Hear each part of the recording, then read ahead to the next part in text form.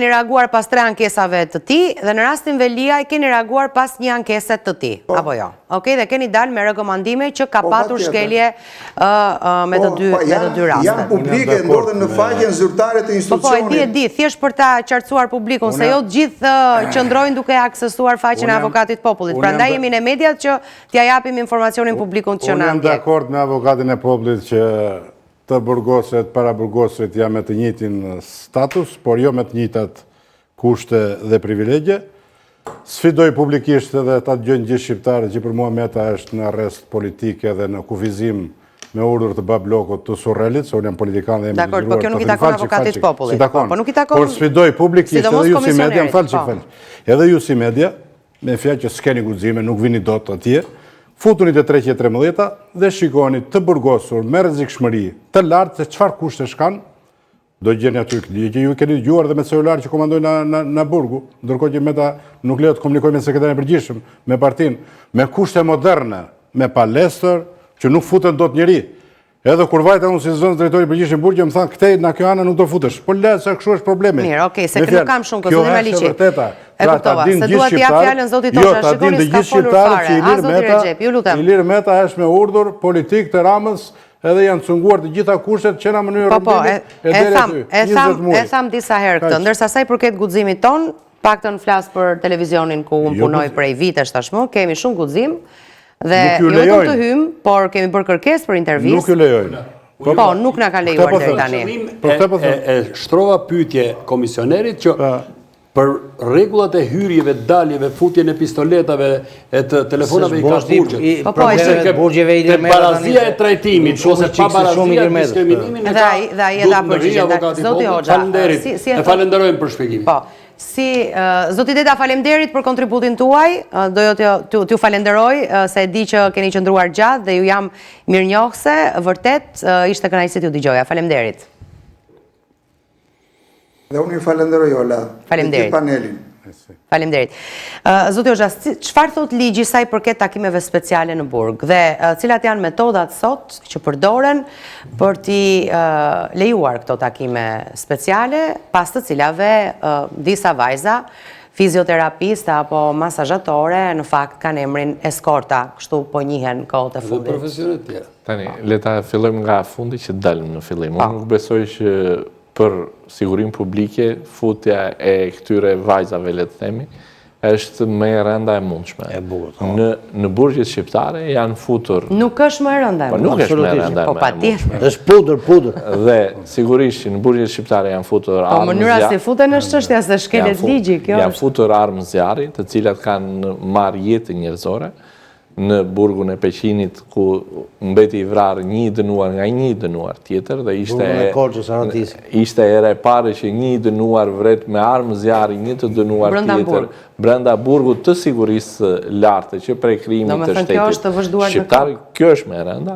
Në burgun e Korçës, që janë futur armë dhe më pas dolen edhe guaratisën dhe gjithë të tjerat. Sigurisht që sistemi penitenciar, të paktën që prej rënies së komunizmit dhe deri më sot është një nga sistemet më të rënuara dhe më të korruptuara të mundshme. Dhe sistemi penitenciar është një sistem i cili fatkeqësisht prodhon të ardhura të paligjshme për drejtorët e burgjeve dhe për drejtorin e përgjithshëm të burgjeve. Nga bota e krimit? Jo vetëm nga bota e krimit, nga të gjithë. Në djenin time, futja një celulari kushton deri 1.500 euro. 1.500 euro për të lejuar futjen e një celulari në burg. Më pas, për të mbajtur atë celular, duhet paguash tarifa mujore në varësi. Sa është kjo tarifa? Në varësi. Fatkeqësisht nuk ka një listë të çmimesh aty të afishuar, por 300-500 euro i paguajnë çdo ditë për të mbajtur, pra 1.500 euro për ta futur celularin në burg dhe 300 deri në 500 euro për ta mbajtur atë aty brenda. Dhe fatkeqësisht prokuroritë e jurisdiksionit të shkallës parë, pra prokuroritë e rrethave gjyqësore, sa herë që konstatohen nga drejtoria e përgjithshme apo edhe nga forcat, nga shërbimi i kontrollit të brendshëm, futja e këtyre celularëve, fatkeqësisht merren në përgjegjësi penale vetëm individët që janë gjetur këto, ndonjëherë edhe në mënyrë të padrejtë, sepse ata që konsiderohen si le të themi, bost e krimit, mbajnë njerëz të cilët janë të vetmuar pa përkraje dhe e marrin ata përsipër autorsinë e këtij, dhe fatkeqësisht prokuroritë e rrethave gjyqësore nuk kanë proceduar të paktën në djenin time një apo disa drejtor burgjesh apo edhe gjithë zigjirin komandues se si ka mundësi që ky mjet i ndaluar ka hyrë në këtë institucion. Sa është çmimi për futjen e një arme?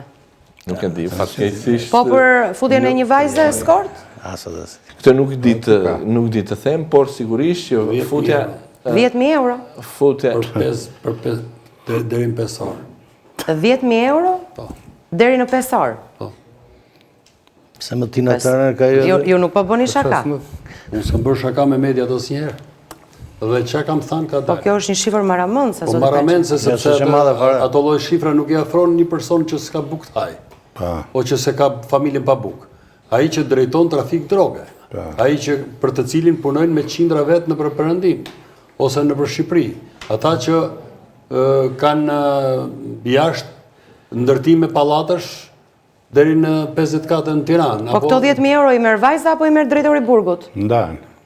Pak më. Drejtori i burgut me vajza shpërblet për gjëra të tjera, që flet kot. E qartë. Ku bëhet fjalë, këtu bëhet fjalë personi që të krijon mundësinë. E kuptoj. Për një takim special me eskort, duke garantuar sepse ka shpenzime edhe për të siguruar certifikatën si trajnere për sportet ndryshme, të hedhjes çekiçit apo të hedhjes sporteve do. Ka sporte të rënda.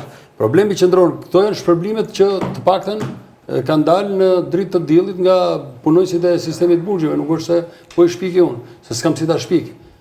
Dhe biles madje sot ke media që e kanë përcaktuar, dikush thotë 7.000 euro, dikush thotë 10.000 euro, dikush vraponte të 100.000 euro për të bërë disa takime periodike.